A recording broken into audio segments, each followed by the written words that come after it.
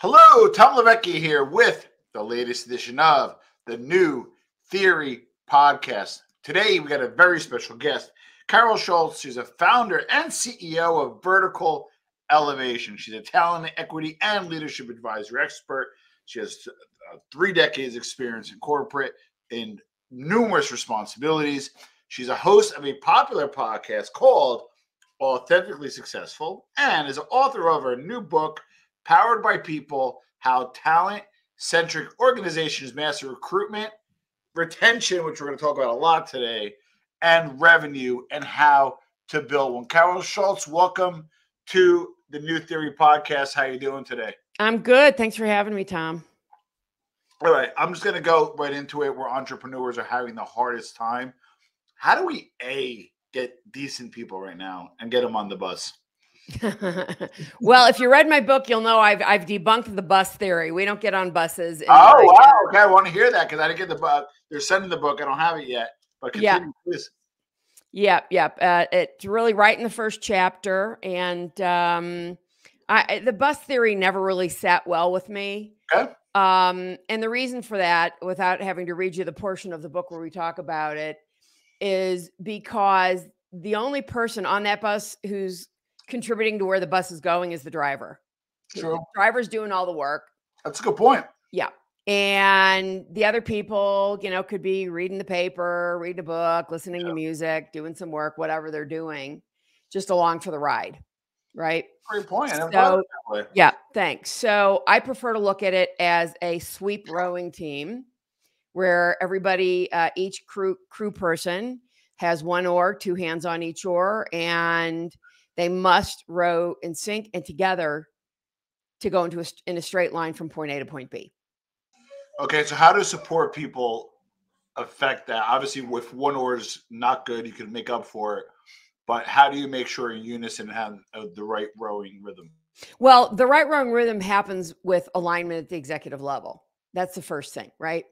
When I had this epiphany about what it is to be talent-centric, which was in 2008, I proceeded to really have a number of conversations with executives that I knew, leaders and, executives that I knew, that I'd known for at that point about 16 years. And every person I talked to about this, that, when we talked in detail about it, they were all like, yeah, this is a problem.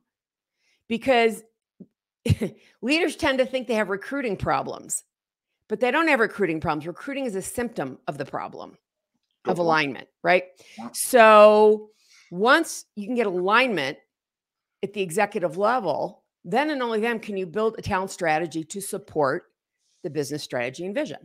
Makes sense. Okay. Yeah. I don't know if you go this in your book. I don't like to necessarily delineate by generation, but I gotta give an example, like your opinion. All right, so pandemic happens, and maybe I'm too much of an old guy, Generation Xer. I have my own business, but I know like a lot of people in corporate. A lot of the Gen Xers, right? They sat tight, they hung out, and they worked from home, and then they eventually went back to the office, right? Millennials mixed. Gen Zers, some just moved. Yep. Didn't tell the company. The company's like, come back. They're like, no. And the company's okay. And I'm sitting there like, can't do that. Like, so just like what's going on here? And how do you manage through that? Because you can't sit there, and I don't think it's even allowed to say, hey, we're going to manage by generation. But I just don't get how leaders are like, hey, come back to the office. And people are like, no. And people like are okay with it. So can you walk us through that a little bit? Well, my typical response, you come from a sales background. My typical response to things like this is it depends, right? Yeah. And first of all, I don't think you can, yes, people in my generation, Gen Xers, are used to being in the office. Now, I will say for myself, I've worked from home for now 21 years. 10 years. Yeah. Okay. So it's nothing new to me. I had so many people saying, oh, COVID must've been horrible for you. Well, the horrible part was me not having a social life. Yeah. Working from home was no big deal. I've been doing that for a long, long time. Correct. So the reality is, this is not zeros and ones, right? I agree. Okay. Not So binary. it depends on what works for the company. It depends on what works for the individual. It depends on what the business strategy is of the company. This is all goes back to strategy and vision. Like, Yes. what do we see for ourselves? Where are we looking to go? And what's the most effective way for us to get there? Correct. Right. So with that said, I will say that I think a lot of Gen Z has gotten very spoiled. Yeah. And they feel very entitled to certain things. Yeah. Right. I read an article, it's been within the past month, about a young man who worked for some company, and they were all working from home. He was just traveling around the country and working from wherever. The company still assumed he worked from home. Yeah. And he happened to be working at this time. Somebody called a last minute meeting. He was working at a casino in Vegas, but he was working. I think he was out by the pool working. Yeah. And he literally had to call one of his coworkers, have that person cover for him so he could find a quiet place. Yeah. Where they wouldn't suspect. And I thought, why does the company care as long as the guy is doing his work? Yeah. And this is the problem. I mean, it's the problem with Musk saying, "Oh, everybody has to come back into the office." I'm very lucky where one of my mentors was my manager. Yeah. And called me up one day, and I was in a sales role, and I was home in my pajamas at 11:30, and I hit the FU button. That would be the bottom half of me right now. Exactly.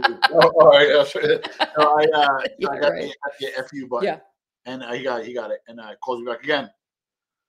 And he doesn't call twice. I picked up. He gave me a new one. He goes, "Listen," he goes, "I don't care where you are. Yeah. I don't care what you're doing." Yep. He goes, "When I call, you do one of two things: either pick up, or if you can't talk, text me and let me know when to call me back. I know you're sitting home wearing your pajamas. As I'm looking down at my pajamas, I need to meet you in the city in an hour and a half. It's something important." Boom, done. So ever since then, even my employees, I tell them, you work from home. We don't have hours. If you have family commitment, obviously if you got to go to the dentist and you're out of pocket, that's different. But we don't have hours per se on our team. And I want to kind of walk through this a little too. So I had the whole office, the ping pong table, Tequila Tuesdays, the flat screen TVs, the bowling nights, and we, prior to the pandemic, we disbanded the office out of necessity. We had a rough go, got rid of the office in 17, and just happened that way. Didn't look back since. Yeah. Productivity is the same, if not better. And I'm saving $3,000 a month, right? Right. Yeah. It's a win-win. So when the pandemic hit, it was normal. It was normal fare. So that part I'm good with. I think business owners are good with it. I think they're very okay with it. But how do you still have a company culture? Yeah. Being remote. It's really hard. And that's, I'm asked that a lot. Yeah. And, my best suggestion is that that $3,000 a month that you're saving, put it into bringing your staff in once a quarter. Yeah. And bring them all in, wherever you want to do it. I mean, you can do it in Jersey, you can do it in the city, you can do it anywhere. If you're going to bring them all, if you're going to bring everybody together and they're strewn about, pick a different place every quarter to have this, and everybody can get together for 2 days, 3 days, whatever that is, to not just work, but to bond, to break bread, to have cocktails. Yeah. That's what I have really discovered to be the most effective way. I was thinking of doing a retreat type thing. Yeah. Right. And it's not that you and I can't build a relationship here over this. I mean, I work with clients. I'm getting ready to do a discovery for a client, and she's got some employees in New York. She happens to be here in Denver, and she's got some employees in LA. Yeah. And so I'm flying I said, I'll fly to New York, and then I'll probably just go straight to LA and come back here. Well, she only has 2 employees for me to do discovery with. So she said, do you need to go to LA? And I said, I'm willing to do those calls over Zoom. Beautiful. Because it's expensive for them to bring me out. And it's not that she can't afford it. And it's not that I don't want to go, My preference is always to be in front of human beings, like in the same room. Correct. But, you know, and then she says, well, one of our people from New York may be in LA. Well, I said, then I'll be going to both places if that happens. Right. But you'll do it, right? So this is where, God, I'm so stuck on generational. You got to forgive me. It's where I'm at right now. You know? Yeah. So again, so I look at, for example, Gen Xers. You want us to come? Great. You know, you got to pay the freight. We're okay with Zoom. If you're okay with it, it'll save you some money. Plus, I get to play with my cats. Gen Xers, millennials. Yeah, okay. We'll get to Z in a second.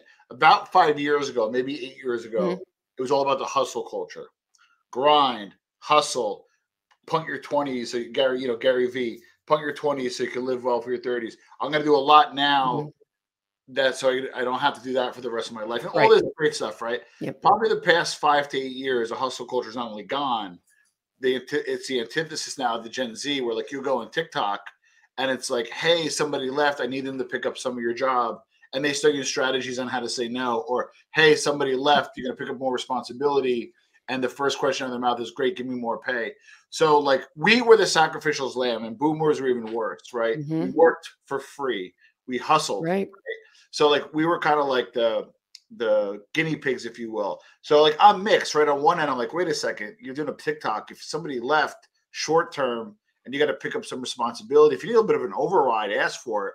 But or there's literally one TikTok that is like just about like when somebody wants you to work past 501, what to say, and then say toodaloo. I actually like her TikToks. I'm like, so it's so opposite of how I operate and how I want my team to operate, but I get it, right? So how do you unpack unpack a strategy on, you might need somebody to stay, or you might need somebody to do a little bit more, but they're Gen Z and they're like, oh, you want me to work Sunday? Well, then, what type of remuneration is it going to be? And you're sitting there like, whoa. So how do you unpack a little bit about how you navigate through that? So it's really about your talent strategy, Tom. Yeah. So that's really the lowest common denominator of that. So like I said, once you're aligned and you start to build a talent strategy to support that alignment. So, you talked about, the ping pong tables and all this other stuff. Yeah. I worked for a company years ago who we would, have a quota club trip every year. They would put us in a, 4 or 5 star hotel. They'd pay for us to get there, and they didn't pay for anything else once we were there. So I didn't always go, because if it was someplace I didn't want to go, I'm like, I'm going to have to spend a fortune to go here. Yeah. To a place I don't want to be. And it used to just really, the president of my company used to say like, what's the deal with you? And I'm like, well, you fly me to a 5-star resort. And then I have to pay for everything I do. I'm not, it's not that I don't have the money. It's just like, I don't want to go here. So why should I spend my hard-earned money someplace I don't want to go? The net of that story, and to answer your question, is part of your talent strategy is determining we need to start at. First of all, we need to start asking people, what is it that you need? Correct. Okay. I saw somebody, I won't mention who it is, somebody who is fairly well known around LinkedIn, posting that question after I'd been talking about it for months. And I said, I see you've been reading what I've been writing. Yeah. But he'd never said that before in his entire career. So you know what they say about flattery, right? Or, copying somebody's stuff. It's the highest form of flattery. But that's the reality. I mean, that's a conversation I had with somebody in 2009 at a very large tech firm. When I said to him, he said, well, this is, we know this is what we're looking for. I said, how do you know that person wants to come work for you? And it was crickets. Yeah. And he said, well, I don't know. That's a really good question. So that's the first thing, is we have to think about what it is that we want. Yeah. And does that person want to work for us? Yeah. And if that person does want to work for us, what do we need to do to keep them there? Well, what we need to do is we need to ask them, what do you need? Okay. This, nonsense about, I'm not going to do 1 minute extra work. You know what? They're the wrong employee for you. Yeah. I'm sorry. They're just not, you haven't thought about your talent strategy. You're probably not aligned. So everybody, how do I solve the recruiting problem? You solve it by getting aligned and building strategy based on the alignment, period. What about if you have maybe a B plus player, maybe an A player in skill?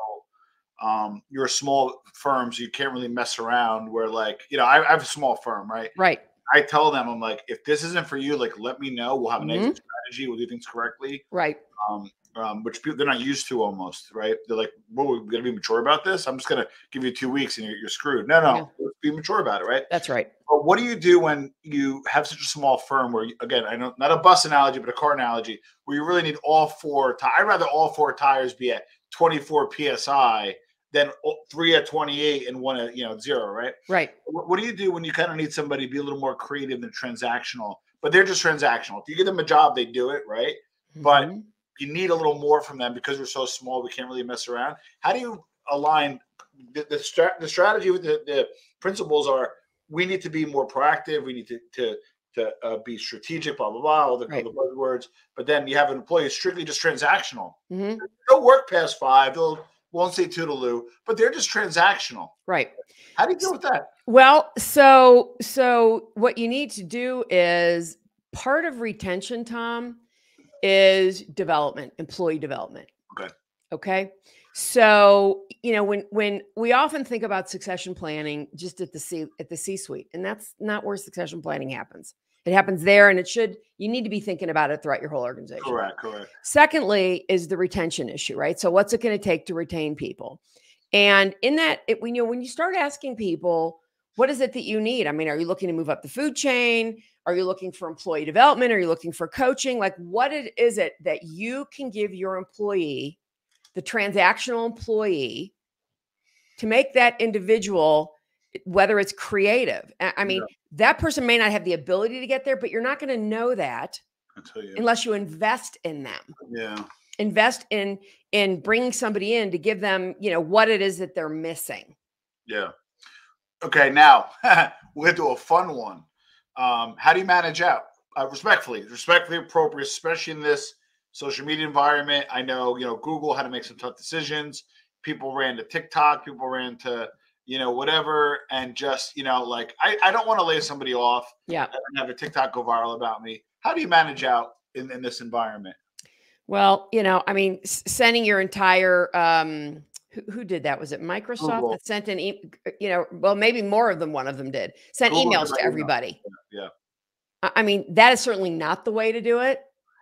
Because you're going to have a lot of people really pissed off and saying a lot of really bad things about you on social media. And you know what? It's well-deserved when they do stuff like that. That's just lazy. Yeah, but how do you lay off? So I'm far from it because I'm a small company. Right. I imagine, respectfully, a Karen Schultz is in their area and be like, listen, considering the 17,000 employees, there's going to be some employee blowback. We'll monitor that. But the way to do it is, frontline manager calls up at 9:30 a.m. Hey, here it is. And lock them out of their email, or send them that one last email. You know what? You tell them that this is what's going to happen. Yeah. And you tell them in advance. Yeah. And each person's manager needs to do that individually. Correct? Yes. Bringing in, sending out all hands email. Oh, please. That is just bullshit. And I think that the responsible thing to do is, if you're going to have to do that, you as a CEO need to bring all those managers together in a meeting that are going to be laying off their people and say, look, we want to make sure these people are taken care of. Yeah. So here's how we need to handle this. Good point. Because then you have survivor's guilt. If you stay, your BFF left, they stayed, they treated them crappy. Then you're like, I'm not going to stay past 5. But I'm interested in hearing. Why me? Why not my buddy at the next cubicle? Right. So you have to prepare those managers to talk to those people because those questions are going to come up and you better have answers because if you don't, there's going to be blowback. Okay. So I want to throw a tech related because it's kind of a hot topic. Okay. Yeah. So I work at a big tech company. I get free bagels. I get free massages. I get Reiki. I get whatever it's called. But your laundry gets done. The whole laundry gets done. The whole bit. We care about balance, well-being.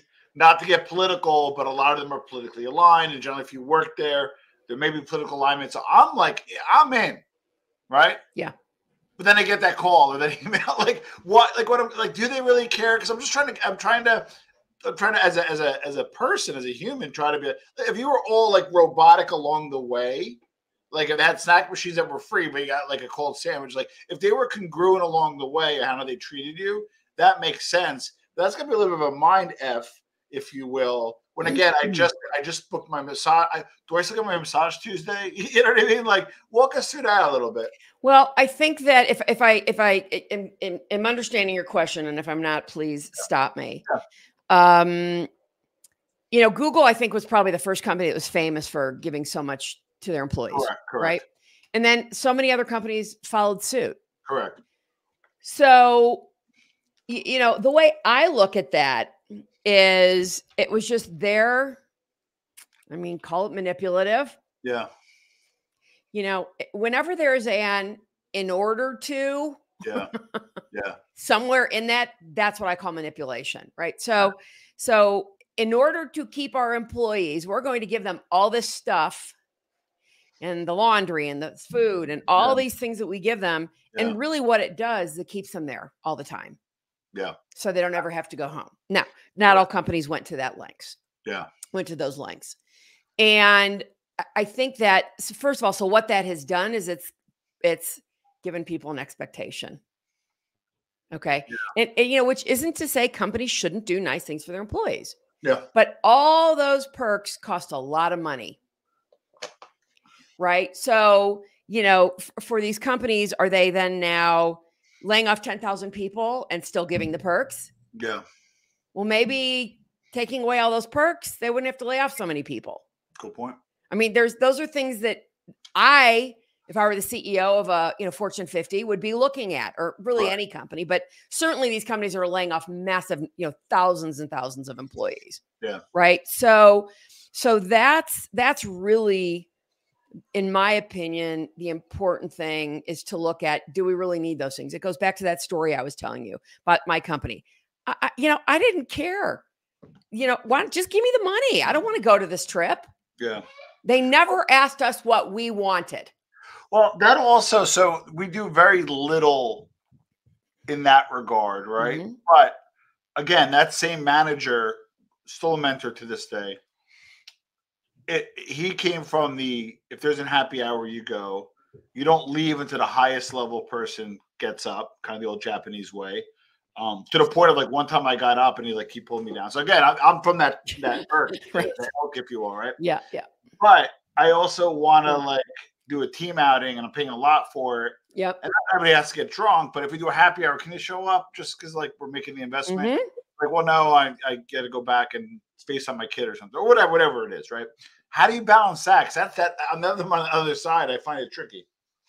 Well, again, it is a question you should be asking before you hire people. Good point. You know, this is something that listen, Tom, this is all about managing proper expectations, right? Point. When we as human beings have unmet expectations, that's when you get disappointed. That's right. Fill in any negative adjective you can come up with. Frustrated, angry, upset, disappointed, whatever that might be. So it's all a matter of creating and communicating. So now it's after the fact, and you've got people that you haven't been able to have this conversation with. Well, my suggestion is that you sit down with those employees and say, look, here's what we're building. Here's what we want to do. You know, there's going to be these events from time to time. And I really, you know, there's an expectation that I'd like to have you there because will this be a problem? Yeah. Now, if somebody's kid is sick and they've got to take care of them, you know, or they're in the hospital, I mean, there's nothing you can do about that. Yeah. But, you know, if somebody's just saying, I don't feel like going out. Yeah. Yeah. Because I often don't feel like going out, and I rally. Well, you know what I do? I do very little team stuff. And when I do it, I have my partner like, hey, listen, tell them if they want to Uber there and back, because if they want to enjoy a cocktail, if they want to come early, leave early. We make every accommodation possible. Right. We don't do it that often, but when we do, you know, we do our best to and that's really important. It doesn't need to be often, right? Yeah.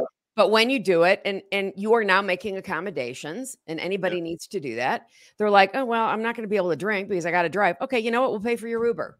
Exactly. I mean, really, is it, you know, you have to invest in your people to keep them in certain ways, right? So that's, whatever that investment is, there's got to be that investment. One final question. This is super micro. I actually have two. One micro, and then I'm going to ask for a quick use case because I love everything you're saying. I wish I made it 10 years ago. With that said, though, is let's say your individual career, you're at a bigger company, or you had an opportunity for a promotion, and you got beat out for it, right?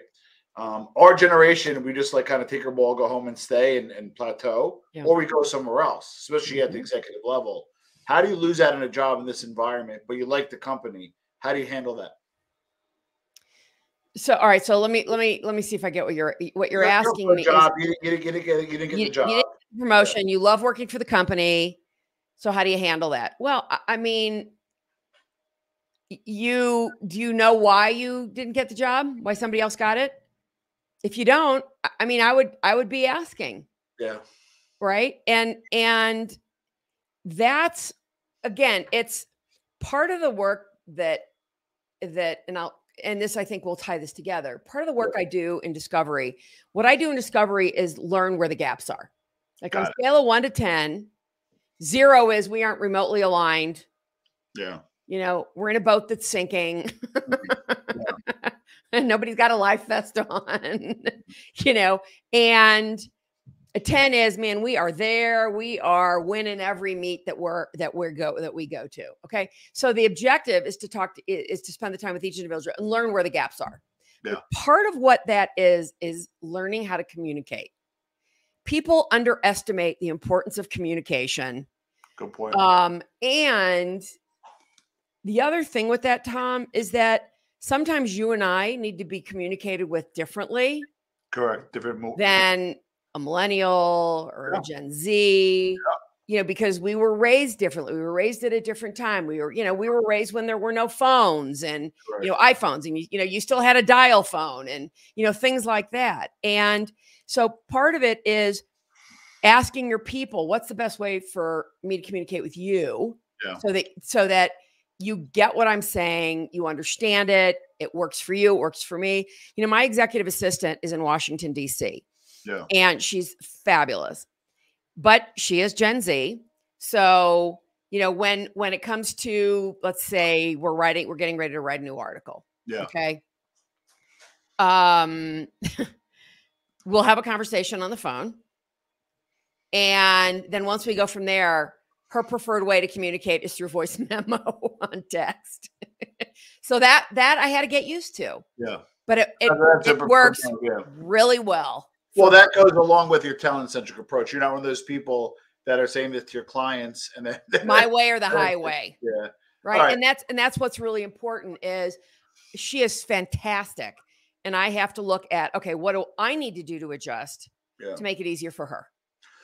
One final question that I have is any use cases you can give, include the company name, not include the name, whatever you're comfortable with, but maybe a use case on a strategy implemented, and what were some of those successes? Yeah. So it goes back to one some time ago where, gosh, I think when we put that in place, productivity went up like 30% in the first year. And that doesn't always happen. That's like an extreme example of that. But well, it is a win for them. And when you look at the ROI on that, so like I said, it's a matter of here's where our leadership team is. This person needs this type of coaching. Yeah. Everyone needs, sorry, my camera's bouncing. No Everyone worries. Needs, we're going to work on communication, and we can work on that as a group. Yeah. Right. And there are some people who also need some coaching in certain areas. And like I said, some might be around communication. Some might be, we don't always understand that the particular words that we use land in the world of someone else in a way that we didn't intend. Correct. Right. So a lot of that is looking at what are each of our blind spots in other, what we don't know. Good point. And that's where great coaching, brings those things out. So that takes, that'll take more time than others, less time at some companies. And, I was able to then go in and start to put that approach, that start working on the talent strategy while we were concurrently starting to get that alignment in place. But while we're working on it, we're getting to a place where we can actually move to the next step while still working on this step over here. Got it. And then because you're aligned on your strategy, execution just becomes like its own thing. And when that's executed, like one of my big things I've always said, one of our former CEOs, when the strategy is clear, execution becomes a strategy. So I think that's a good example of that. Well, and everybody understanding that this is the strategy. Yeah. Here's how we're going to execute on it. And, the talent piece is it's complicated, and it depends.